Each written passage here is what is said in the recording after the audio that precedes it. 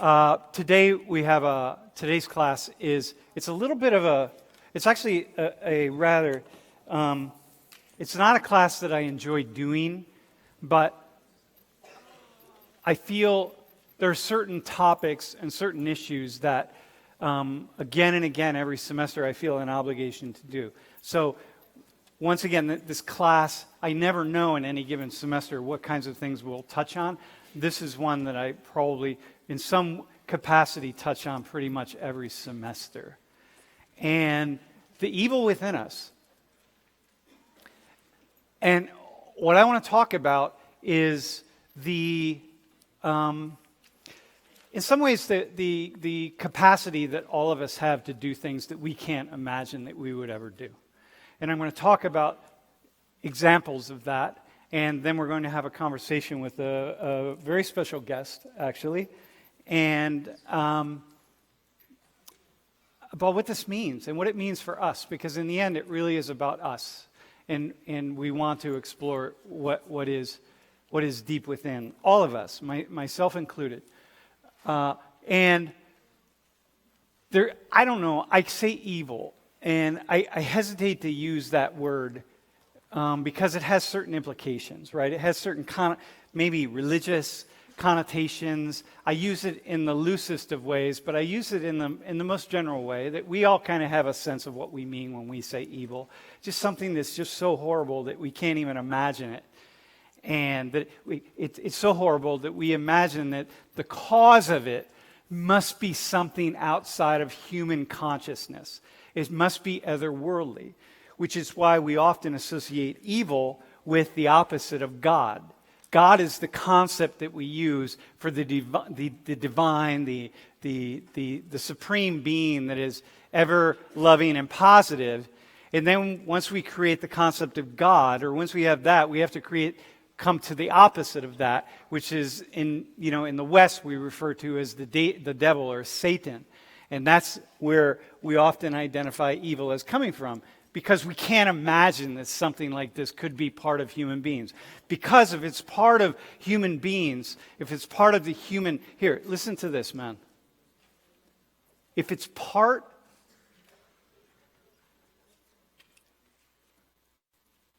of human beings, our mind, body, souls, then it's in all of us. And none of us want to imagine that. And this is a recent case of Myanmar and the Buddhist treatment of Muslims. And what's so powerful about this is that, so for me anyway, is that I've studied Buddhism. I spent time in a Buddhist monastery. I have a real sense of what Buddhism is. And Buddhism is about love and peace. When I think about Buddhism, right? You think about it. Like the Zen Buddhists, if you have no other image of the Buddhist, you would have the image at the very least of the Buddha sitting in deep meditation. And that's the image that we have of Buddhists. And that's deep, divine softness, peace, and love. And the treatment on behalf of the Buddhists toward the Muslims, the Rohingya Muslims, is something just beyond even comprehension very recently. And 700,000 people driven from their homes, about 10,000 were killed, and just the most horrific events of communities being destroyed. And then, the Myanmar government calling it, when the UN condemned them for it, calling it fake news. So learning from the West. Fake news. And I think, wow, if Buddhists can do this, what's it mean for me? And, in Yemen right now, the UN is calling the situation in Yemen the most horrific campaign of starvation in living memory. The famine in Yemen, probably never seen anything like it in living memory. And in living memory, are some famines that would really, if you understood and sat with the numbers, would take your breath away. That this is happening right now. About 100,000 Yemenis killed. Many of the weapons that are being used to kill the Yemenis are made in the United States. So we have a role in this. And happening now. And we continue to sell weapons, knowing that it's happening. And you think, wow, what is that? What does that say? What's it say about us? What's it say about people? And in Rwanda in some ways, the genocide in Rwanda was striking because it was the fastest genocide in human history. The most intense and fastest. In 100 days, 800,000 people were killed, and the vast majority of them were killed with machetes and clubs. And this picture is a gentleman who has wounds from being attacked. One group against another group, and it just happened just like that. And the hate was festering, and the hate was boiling over, and there was some conflict, and boom, it just went, and nobody was safe. 800,000 people in 100 days. So take Beaver Stadium and fill it up 8 times in 100 days. And imagine the horror of the killing. Average human beings, average people. So look around us. Average people getting their machetes and killing people. In 1994 I was teaching a class in which we were covering war. And even in the middle of watching this, I still couldn't even comprehend what was happening. And it's all over the world. So it's Muslims, it's Buddhists, it's Christians, it's just... And it's really about creating this sense of us and them that allows people to do this. Because you have to dehumanize the other. It's us. It's my group. It's our people. It's we. We are like this. We don't do those things. We're something different. And then it's they, those people. They're like that. They do this. They think that. Us, them. We, they. And once you start creating that language, any number of things can happen. And in all cases of mass killing and genocide, this is what we see. Including all the ones that we, the United States, have participated in and continue to participate in today, as in the case of Yemen.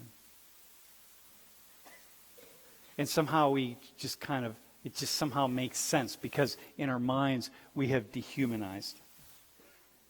And so the one that I want to talk about today, because it's so profoundly disturbing in so many ways, is the Holocaust in World War II. And we call it the Holocaust because that's a word that really emerged as there was no descriptive term for what the Nazis did in World War II.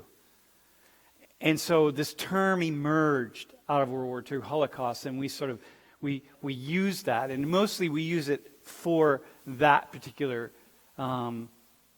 just horrific killing.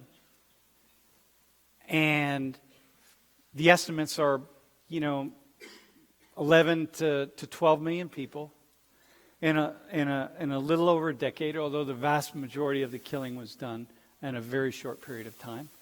And the vast majority of half of the people who died were Jewish.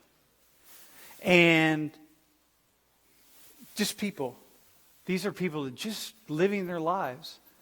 And they just got rounded up one day and were told to report to a particular place and, pulled out of their homes and said, listen, you got to go report over here. And then any number of ways were sent to particular camps and particular places, and very average, mundane things. Like somebody would come into the room right here, and they would say, listen, we need all of the X people to come with us. And then you would just get up and go because you knew you just had to. And then you went, And everybody else just kind of sat and said, all right, well, there they go. I guess I kind of heard about this, but I'm not really certain about this, but I got it. But yeah, they're going to some camp, or they're going here, or they're going there. And then sometimes, you could know, and if you really wanted to know, you would know, but oftentimes you don't really want to know, and so you close your ears. Just like, I made the statement about Yemen as an example. Well, how many of you are, and I say, hey, but the U.S. is complicit in this. We're participating. And how many of you are saying, like, yo, let me get on my phone and look, or let me think about this, and how many of you just said, well, yeah, okay, I got it, but I'm busy, I got something else, or just, I don't know, you just pass by, and then it just goes. And so people rounded up, Jewish people. Well, first not Jewish people, but then Jewish people. And just the normalcy. Thousands and thousands of people on thousands of trains and headed off into various camps. And eventually, when you study this, it's hard to comprehend. It's just hard to comprehend how this can happen to people who are civilized, rational, logical, good people, as were the Germans. There's nothing special about the German people. Nothing at all. They're as much like us sitting in this room as anybody. And they were as much like us. And that's what makes this conversation so deeply troubling in some ways. So imagine just that's you. You're going to get on the train and you don't know where you're going. It just happens. And eventually, the Nazis realized, listen, the ideology is that the Jews caused all the problems in Germany. There were some other groups, the communists, the atheists, the labor unionists, and so on, but fundamentally the Jews. And the problem in Germany was the problem of the Jews. And what are we going to do with the Jews? What do we do with them? Because our problem is them. And so the Nazis created this ideology around this deep hate of these people, a very tiny minority of the German population, but nonetheless the deep hate. And the Germans decided, well, we have to get rid of them. So first it was put them in concentration camps. Some of the camps would be in Germany, and some camps would be outside of Germany in other countries, and especially countries as the Germans took over, like Poland and Hungary and so on, right? In Czechoslovakia. And so we're going to put them in those camps. Well, first we got to find them, we got to round them all up. And then as the war moves along, they got to decide, okay, what are we going to do then with them? So they start killing people, but then it's not easy to kill people. Think like if you want to kill as many people as are in this room, it's one thing, you can do that. It's not that difficult, but you got to deal with the body. Like you have to do something. What do you do with all the body? What do you do with it?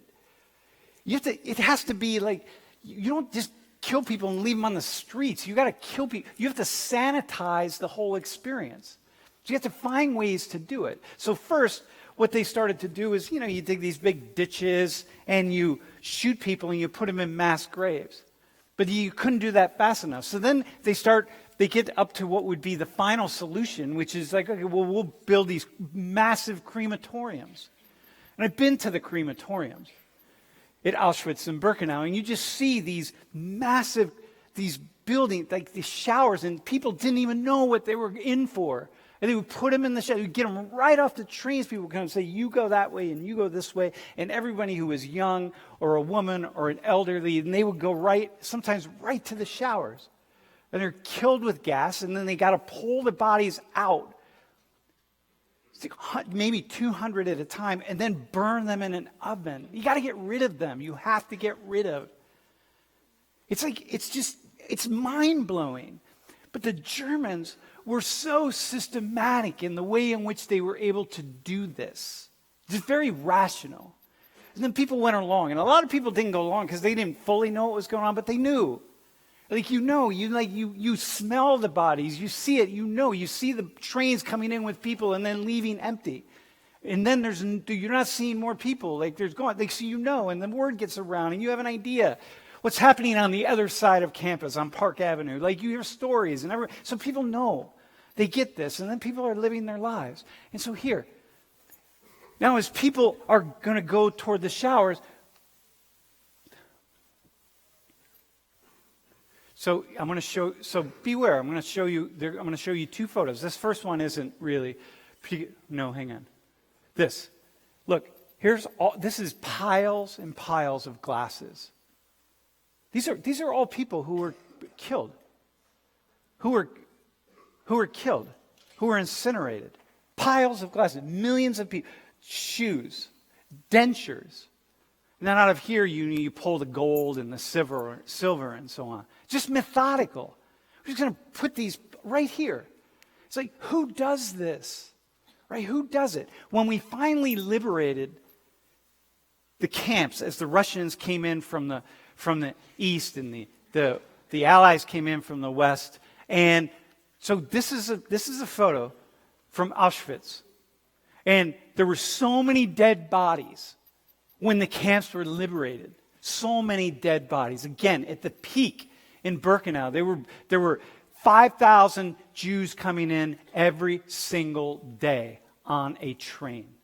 At the peak, toward the end of the war. And even when the Nazis knew they were going to lose the war, they still kept killing Jewish people. Their goal was just to get rid of Jewish people in the world. And so, by the way, if you don't really understand why Jewish people talk about the Holocaust as often as they do, you just haven't studied it. Because if you studied it, you would see something that's, that we just have never seen in human history. So here, this is a photo from Auschwitz. They came in, the Americans came in, they decide, okay, now we got to bury the bodies. They buried the bodies. This is a trigger warning. They had to use bulldozers. Just bulldozer. There were so many tens of thousands of bodies, and all these things, just bulldoze them into ditches. Like you can't even, look, you can't even comprehend it. I could show you videos. There's so many videos and so many photos. And it's like, oh my God, how is this? But this sort of thing's happening today. You see, this isn't like it happened then and never is going to happen again. That idea, never again, but it does happen. And so, here's German people rallying around Nazi Germany after it was pretty clear that, okay, we're going to go after Jewish people. And a lot of these people who show up at the rally, this is over 1 million people in Nuremberg, a lot of them are kind of forced there, they're brought there, they're coerced there, they're whatever. A lot of them just show up because they don't really know, because they show up at a rally. Just like if one of the Democratic candidates come to town and you're all just like, yeah, I'm going to go to this rally on the Old Main Lawn because so-and-so is here.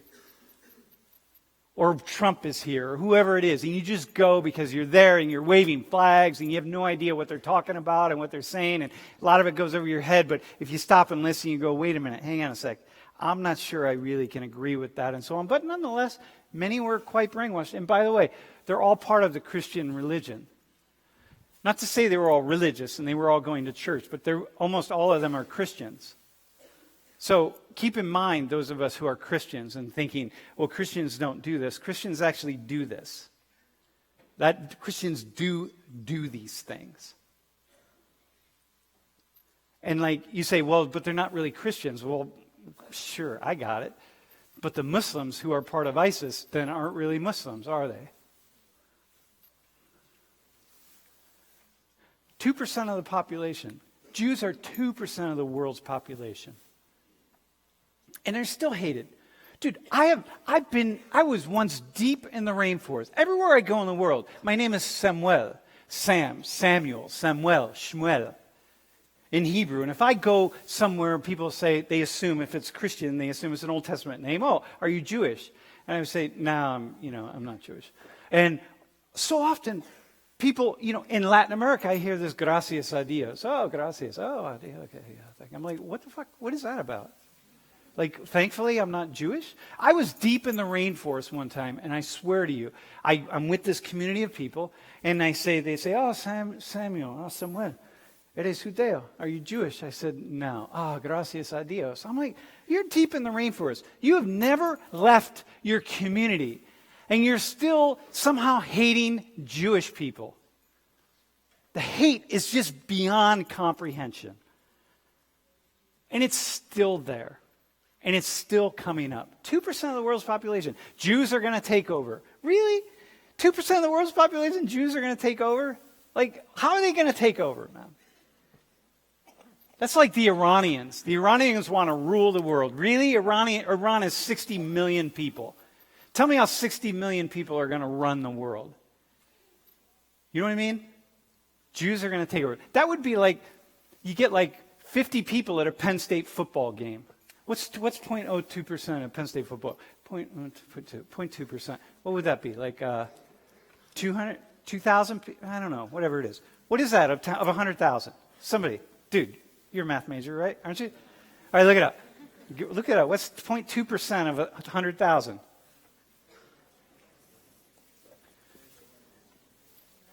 What is it? 2,200? Okay, about 2,200. You ready? 200. It's 200 people go to a Penn State football game, and they're up in the corner demanding that we stop playing football and we start playing cricket. Yeah, we don't like football. We like cricket. And you're like, oh, you need to, those people, they're trying to convince us, they're going to convince us all to start playing cricket and stop playing Penn State football. He's like, no, they're not. No, they're not going to do that. It's not going to happen. But we should kill them anyway because they might. And here's some photos of Nazi leaders with members of the church. Presbyterian church gathering, Catholic church gatherings, doing the salute. There's a linkage here. There's a connection here. Evil will always find something to bond with it. And what I want us to think about as this class moves along is like, to what degree would I bond with evil? And are we ready, bro? And we have a guest today. So when I was, wait, before you bring her on, I want to say something. So when I was doing this class, maybe about a year ago or a year and a half ago, I got an email from somebody in Germany. And she said, hey, I watched your class. It was really interesting. I study sociology. I'm a sociologist. And, well, she said she studied sociologist. I later learned that she's really an amazing sociologist. And so we started a correspondence. And she started giving me information about things that she has discovered about Nazi Germany and average people. And then I said, hey, why don't you just come into my class one day? So a year ago, she Skyped in, and then we just continue to talk as she continues to teach me things. And I say, hey, you gotta come in again. So Arnika Kiani. Arnika, how are you? Wait. I think I just on mute, sorry. Yeah. I'm fine, thank you. How are you? Hey, I am well. Welcome back to Social 119. Good being back. Yeah, it's lovely to have you. Hey, so do you remember, can you go back? I'm going to continue to look at you in this direction, and then I'm going to turn the camera around. But can you go back to that first time you reached out to me? Do you remember what it is that you were thinking? Or? Well, my grandfather and his parents kind of got in the way of the Nazis very early on in 1933.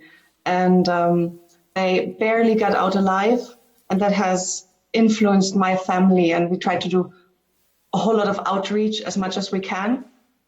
So my grandfather was really active in talking to schools and talking to groups of young people mostly. My mother continued on, and I've done quite a bit of that, but I'm kind of taking over from her because she's getting older and she's just not feeling like she can't do it anymore.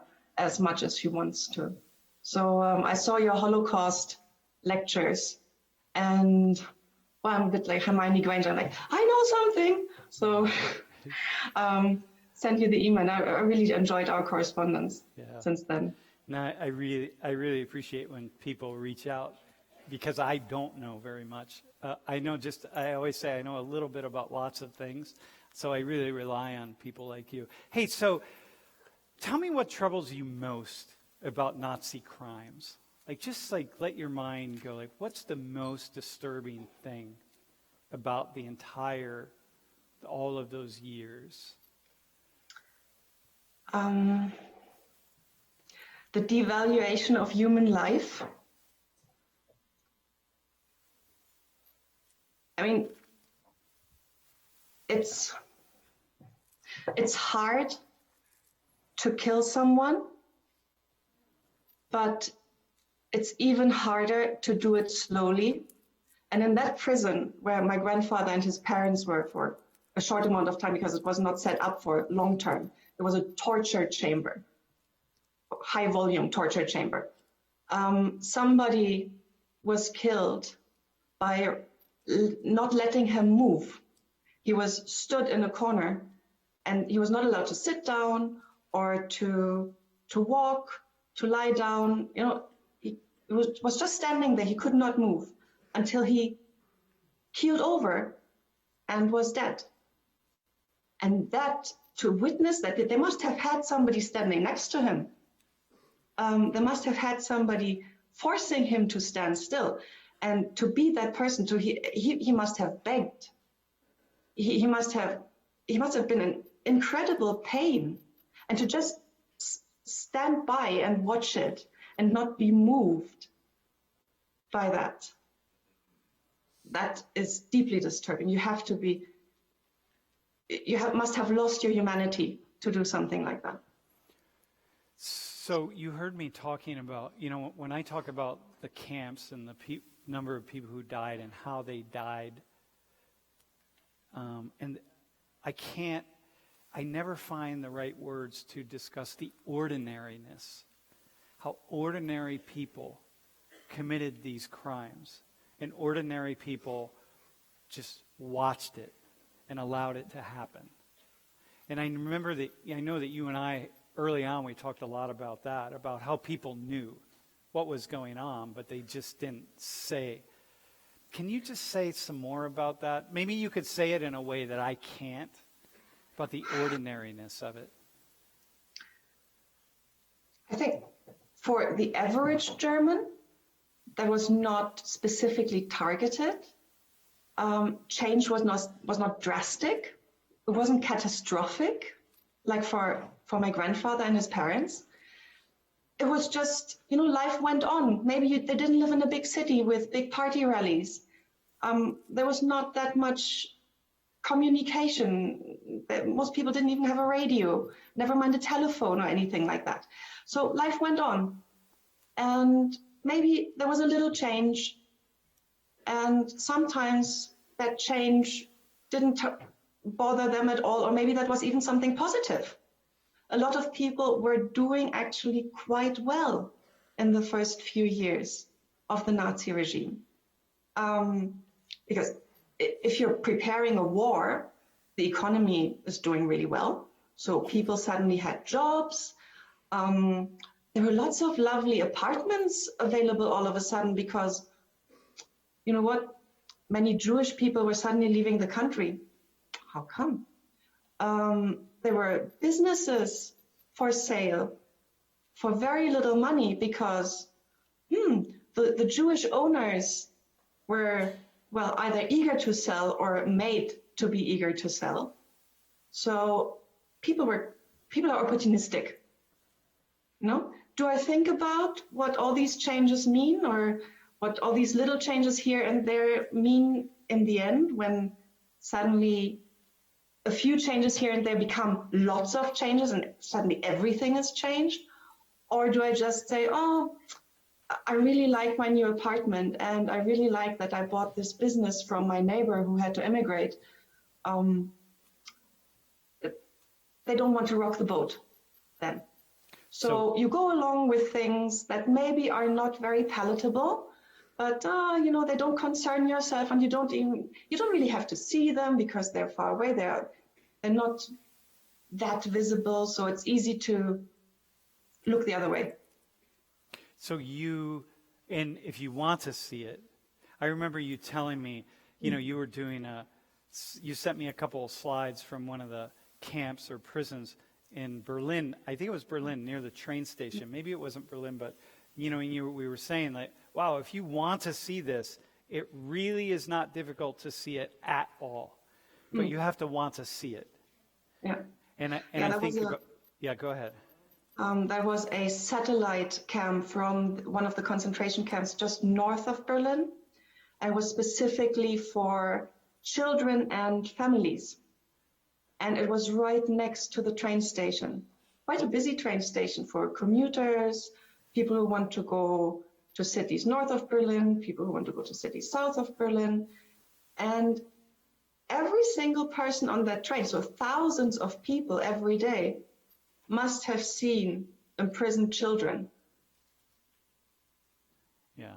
And that was just normal. I don't know what they saw. Did they see imprisoned children, or did they just see subhuman enemies that didn't deserve any better? Exactly. That's the thing, right? Because when the voice is in your mind that these are the enemies, and we're rounding them up and putting them in these encampments because they're the enemies, and the enemy, and the enemy, and the enemy, then eventually it gets easier and easier to just close your ears and close your eyes and just move forward with your head down. And there's also this thing. I think about some of the camps here in the United States where we have immigrants in the South on the border. These are basically internment camps with children, and sometimes children as young as 4 and 5 and 6 years old, taking care of children as young as 2 years old in these essentially prison cells.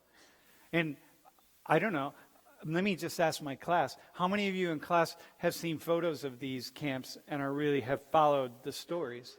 How many people? I mean, it's really, we can say, there are 1,001 reasons that we could say, myself included, I can come up with a lot, to say, well, this just has to be the way it is. But at what point do these camps that we have here, and I'm not saying they're the same thing, they're not the same thing at this point, but at what point do these camps become something else? And we say, wow, I didn't even pay attention. Yeah. So, I want to go to this next slide, the slide with where we put the biases up. And I know, the bystander effect. Let's talk about a few of these, because let's give the class a little bit of sociology here that matters. Why don't you start with the bystander effect, because I know this is something you talk about. Yeah, all these biases, it's like you think you have free will and you're taking decisions and you're making choices, and then bias happens. The bystander bias is, it basically says the more witnesses there are to an event, the less likely is the individual to step forward and help. So like a roadside accident, 300 cars drive by, nobody is stopping.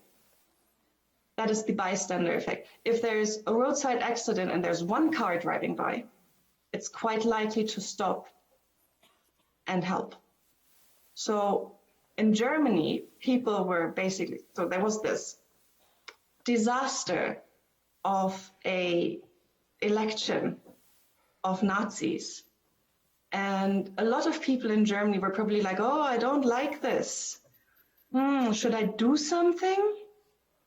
Is anybody else doing something? I don't want to be the first one. I don't want to be the only one. And as soon as you have a first responder, like the first person to step forward and say, well, yeah, somebody has to do something, and I don't care whether I'm the first one or maybe even the only one to do something, then people are very likely to also step up and help. And the Nazis were very, very clever. Yeah, say that, They- because that's part of why your grandparents, but yeah, say how they were clever. Yeah, they took out all of these first responders. They took out the pillars of community, of people who were outspoken and who were also listened to, who were maybe able to pull together a resistance against the Nazis. They took people like union leaders, doctors, sports coaches, the good neighbor, you know, the person in the neighborhood where everybody knows, like, okay, this person will help me. People who would say something and people would say, oh yeah, maybe there's a point to that. And they took them out and put them in prison, shut them away, or if they died in the process, that was also encouraged. So, you know, that leads me to think about how sometimes here in the U.S. we have whistleblowers, and then you have, you know, the whistleblowers speaking out about some egregious problem, and then other people are claiming that we should put them in jail, right? We should arrest the whistleblowers, right? This kind of thing. This is a knee-jerk reaction. And so here it happens as well, right, with people in power who want to silence people who are calling out problems, crimes, maybe evil. You know, how dare you do that? How dare you speak out against our, you know, the Border Patrol police who are just trying to do the best that they can. And you shouldn't do that. And how dare you speak out against our military? You're unpatriotic if you speak out against the military in any way, right? And mind you, I have an article that I use that the students will use, written from the perspective of border police and how difficult it is to be seen as the most horrible people, when in fact they're trying to, the vast majority are trying to make a bad situation okay. They're working within the context in which they can work. So when I make that analogy right there, understand, you're also going to read an article from that other perspective. Hey, so how about the normalcy bias? Do you want to say something on that? Yeah, that I think a lot of people experienced that back then. Normalcy bias is the thing that makes you think, I'm not going to get into that lifeboat. It's cold and dark and the Titanic is unsinkable anyway. Or I'm not going to leave Pompeii. It's just a bit of ash. Or we've had so many storms. That Katrina thing cannot be that bad. Oh, now we have a new government. Again, it's one in a long, long line of governments. How bad can it get? You know, well, the answer is sometimes really bad. So, like right now with climate change, right? This can't happen. Like life is just normal, right? I'm used to what's around me. Like this can't really happen. The coronavirus, right? It's like, oh my God, this can't get really bad because, well, it just can't. Like life is normal. It's going to continue to be normal, except the times when it's not. And maybe just like the groupthink, right? This idea that, do you want to do groupthink or you want me to? You want to say it? I had one thing that, that popped into my mind. Sometimes we think, oh, these people are in prison, so they must have done something wrong, right? Well, those people who were put in prison back in 1933 were just put there to keep them off the streets. My great-grandparents had done the equivalent of posting the wrong thing on Facebook. They had an anti-Nazi banner hanging from their balcony. So they were trying to voice their opinion and reach a maximum amount of people. And that nearly killed them.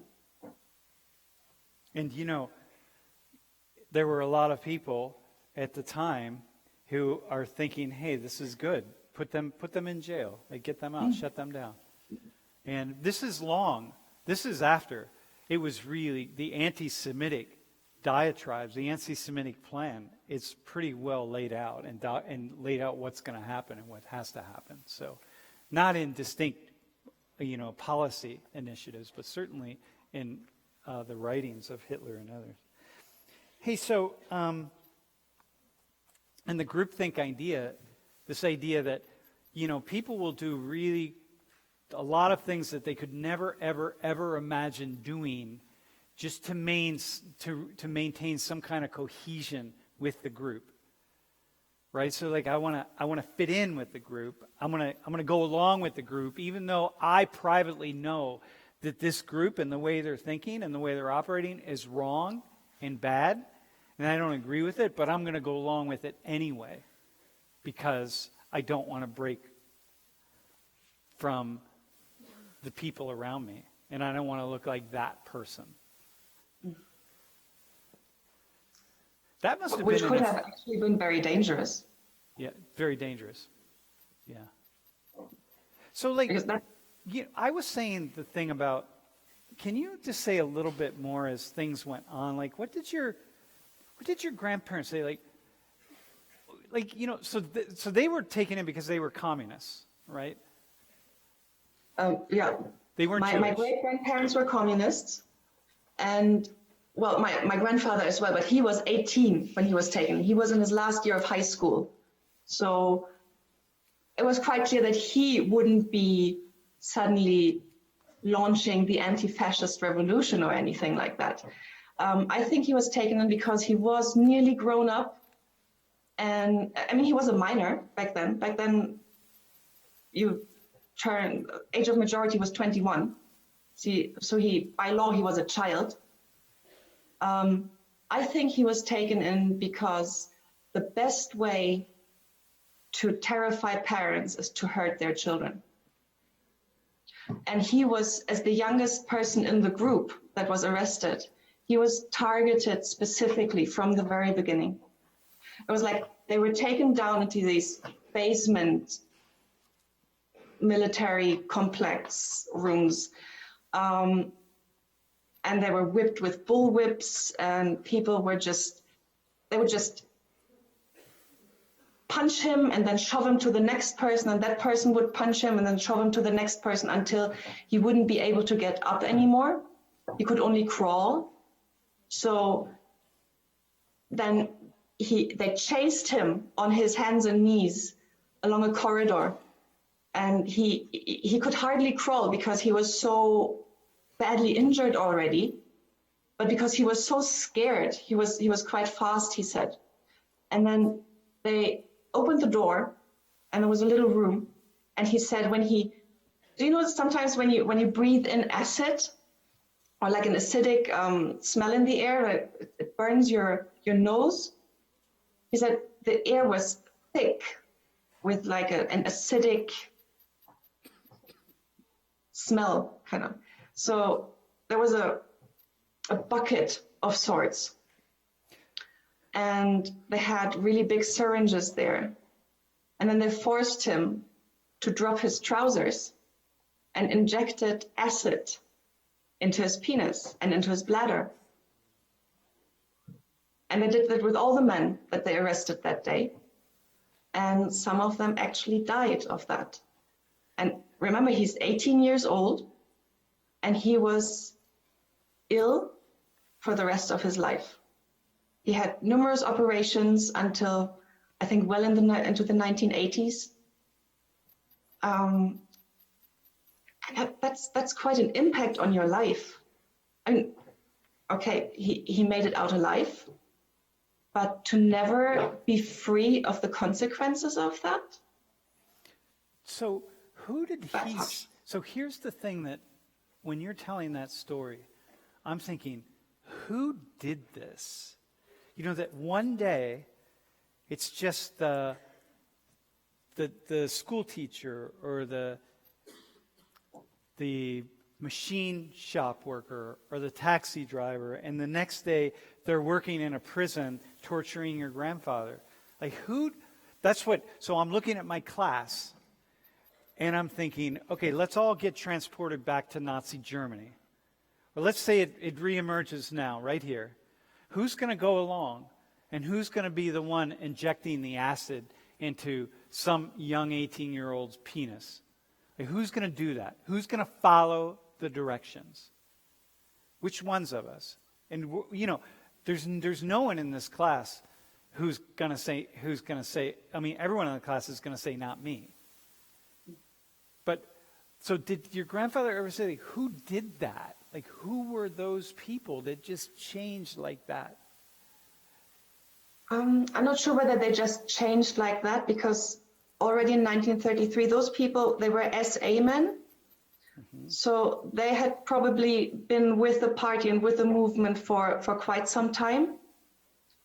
A lot of them were former soldiers. Mm-hmm. After World War I, Germany had to reduce the German army. And lots of career soldiers were suddenly on the street, unemployed, without any transferable skills. They didn't have any civilian skills, really.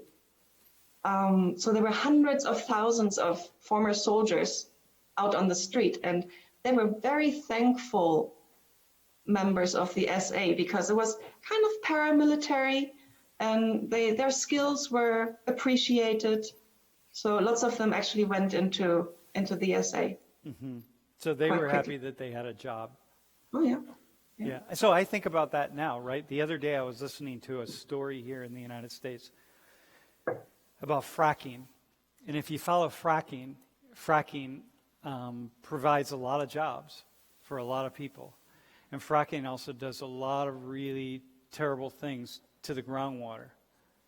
And I was listening to people who were getting jobs, and they just were unconcerned about people's groundwater. They were concerned about their jobs. And so when you say that, I think, well, I look around the room and I think, well, how many of us are going to just take the job because we need the job, and we'll just turn a blind eye to what it is that we're going to be asked to do? So, hey, let's I have a photo of your grandfather up, the one with those awesome bicycle pants. This is after the war, right? With your grandmother. And then here's another one, and this is Arnika's mother here. So this is a few years after the war. There they are taking a nice. That's a really cool photo, by the way. And then this is the one around the table. Your grandparents are the ones eating cake, and this is your great grandmother here on the left and your great grandfather here on the right. Your great grandmother was an activist also, right? Yeah, she was actually the one who was targeted the most. She was the one who was in prison the longest.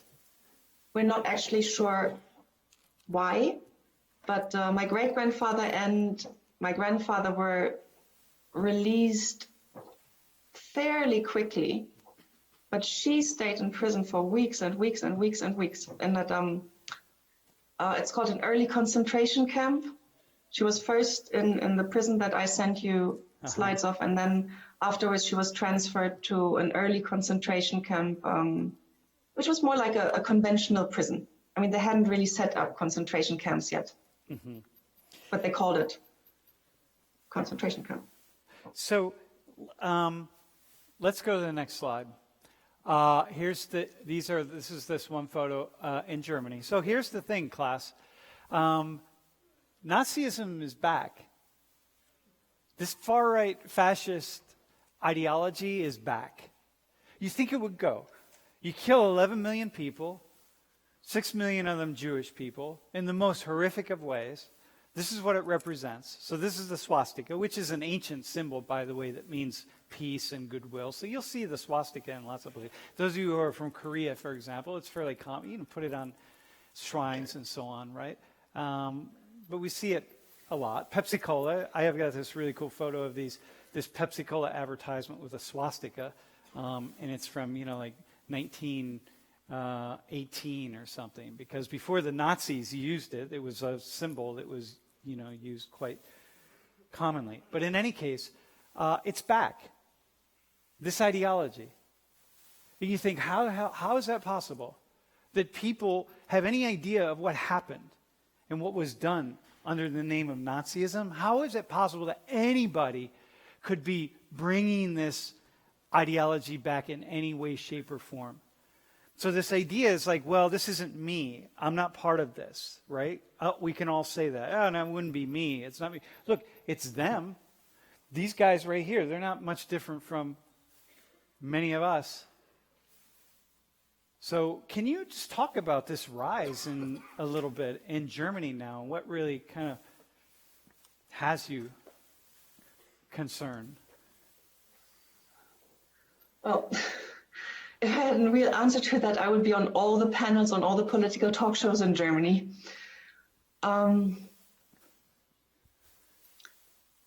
The experts always tell us, oh, it's not that people don't really want to vote for the far right. They just, it's a form of protesting the established parties.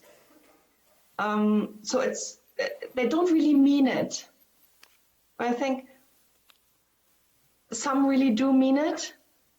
And then there's a very unfortunate dynamic that ever since the last general election, when the far right was quite successful, all the people who had very little representation in the last few decades, and also all the people who feel like they haven't been heard, they can't, nobody is taking care of them, nobody is bothering about them, they're just forgotten.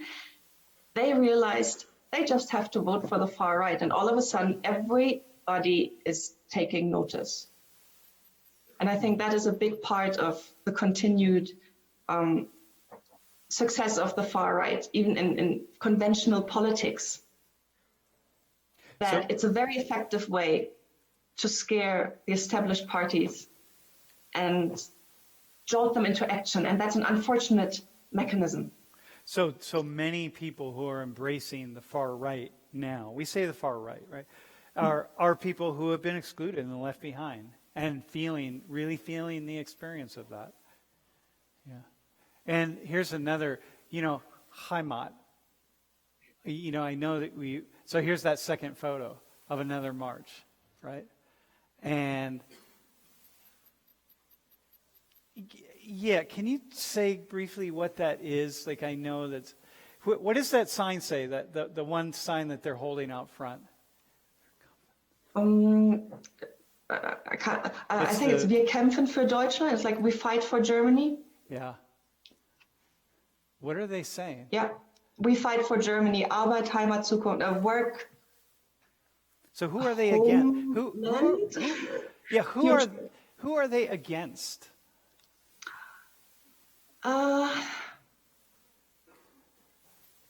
Anybody different.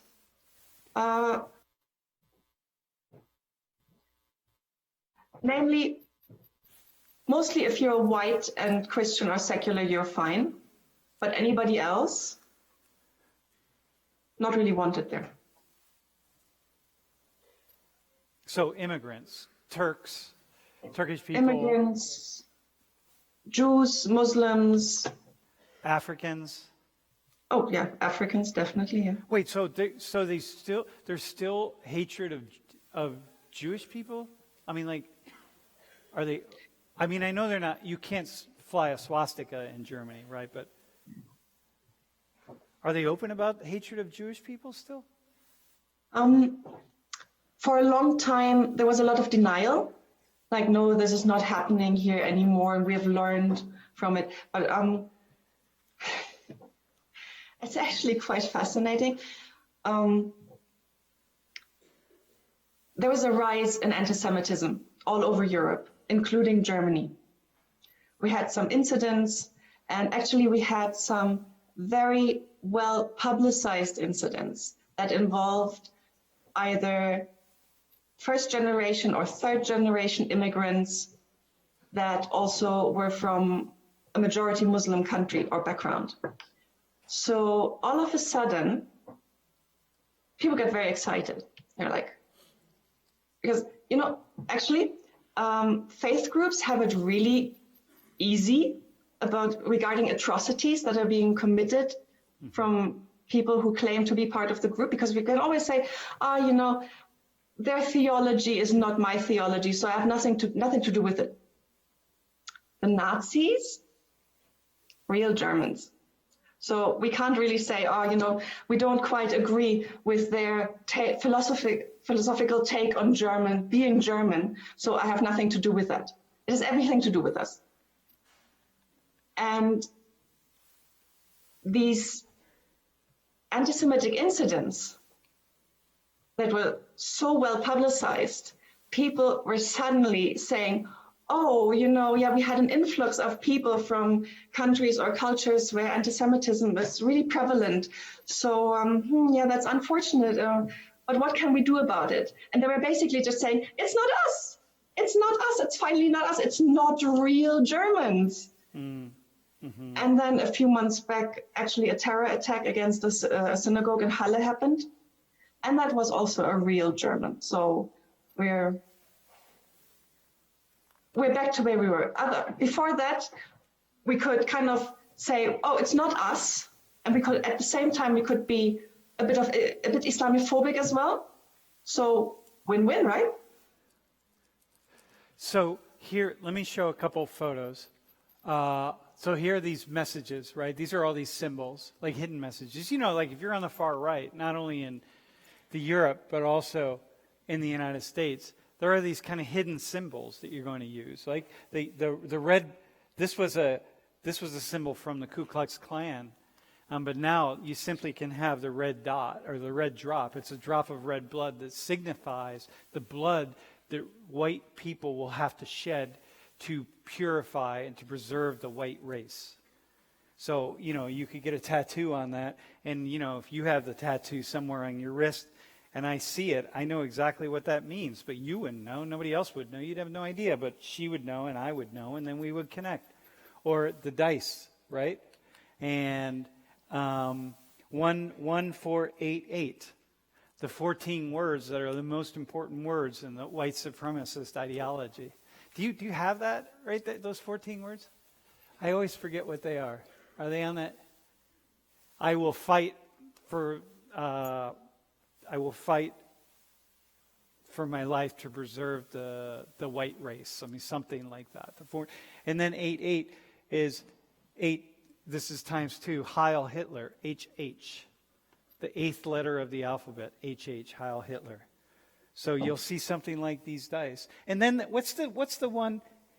Some of these other ones. The one in the center, the earth rune. Is that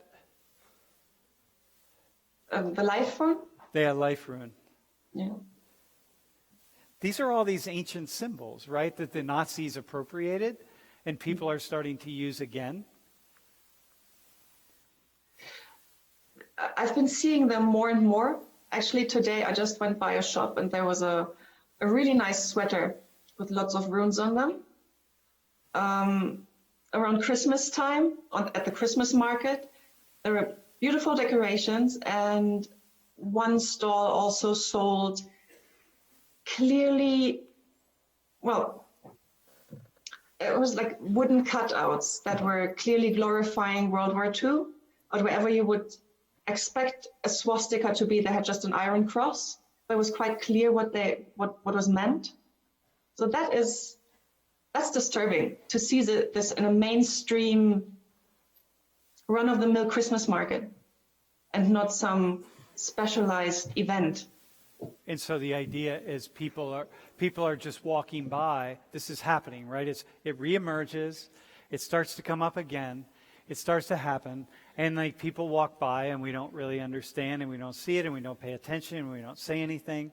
And hey, is your daughter in the room? Like, can we say hi to her? She's crawling around me. Yeah.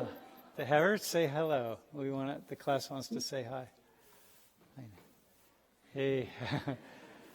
How are you? My class says hello. Yeah. Yeah. Yeah. Yeah, good. Yeah. Hey, so here's a couple more. Here's this slide from Finland where it's swastikas. So it's back. Like, you know, you're in Finland and you're marching with a swastika. You know exactly what that means.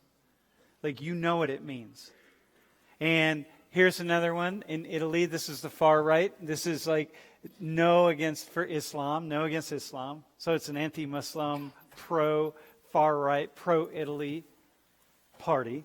And then, it just slides in. So it's one thing to be against Muslims. It's one thing to be against Muslim immigration. It's one thing to call for the need to really address the rise of radical Islam in European societies. That's really important, and it's valuable, and that's an important conversation. It's another thing to, in a mob sort of way, start having these mass movements that appear to mirror some of the movements that we saw in the 1930s. Here's Greece. And once again, those symbols in Greece, right? Those are that ancient Greek symbol that if you go to, Arnika and I were talking, in lots of buildings in Greece, you see these on the facades, but you never see it in red with black lettering. That's a Nazi symbol. See, that's a statement here. So the far right in Greece is rising and getting more and more and more votes. And in Italy, and in Germany, and in Finland, and in Poland. Look, they have a Confederate flag. And this is this movement back. Not our Confederate flag. Not America's, the South's flag. That doesn't mean Nazism. Yeah. Except it does in Germany. And look here. Here's one of the symbols, right, on his shirt. Arnika, that one on that guy's. So, and this is Charlottesville in the United States. So I'm going to say something, Arnika, and then I want you to speak for a second. So when you in the United States are marching, for whatever reason you're marching, as there was a call to bring people out to Charlottesville to march in support of these, whatever the causes are, and people show up with the Confederate battle flag and they show up with Nazi flags. And when they show up with Nazi flags, what does that mean? What's it mean? What's it symbolize? It symbolizes the extermination of Jewish people. Like, this is what it says. Right? And when it symbolizes the extermination of Jewish people, that you assume is what these people represent. And then when there was a battle here, where people on the far left came out and started attacking people on the far right, people on the far left, because they were attacking them because they're neo-Nazi, claiming to be neo-Nazi. The left is saying, hey, you're neo-Nazi fascists. So we're going to attack you. And then Trump was criticized for saying, hey, well, there was conflict on both sides. Both sides were wrong. Right? You got it? Both sides were wrong. That was the main criticism. Most of you don't remember because you were in high school probably. Both sides were wrong. The both sidesism, you get it, right? Both sidesism? Well, both sides were, but one side was representing Nazism. One side was representing this. Here, let me show you this photo again.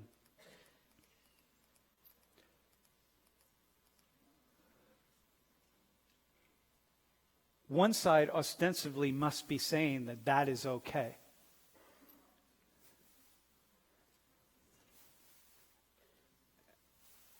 And this is the problem. And most of us don't know. And most of us didn't pay attention. And most of us hear, oh, both sides were wrong.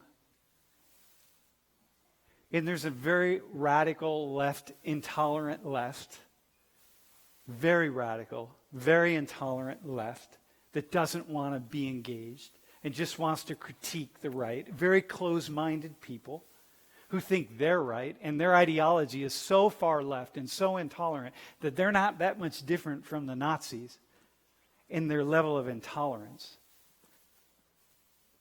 But what about this? This is right here in the United States. Camps, hidden camps, people following, people with all sorts of hidden symbols. This isn't just Europe. So, Arnika, can you just take we have 3 minutes left. Can you just say something about what you see in the U.S., like what kind of even, to the degree to which you do, right? I used to live in York, Pennsylvania, and the family I was living with was really into antiquing. And even back then, and it was a long time ago, nearly 25 years, even then, whenever we went to a flea market or some sort of fair, there was always at least one stall who would sell Nazi flags, Imperial German flags, things with the Iron Cross all over it. And I was like, this is America. Why? Why would you sell something like this? Well, the answer is because it sells, but why does it sell in America? It was beyond my comprehension, and was even at a time when the rise of the far right was not as advanced as it is now.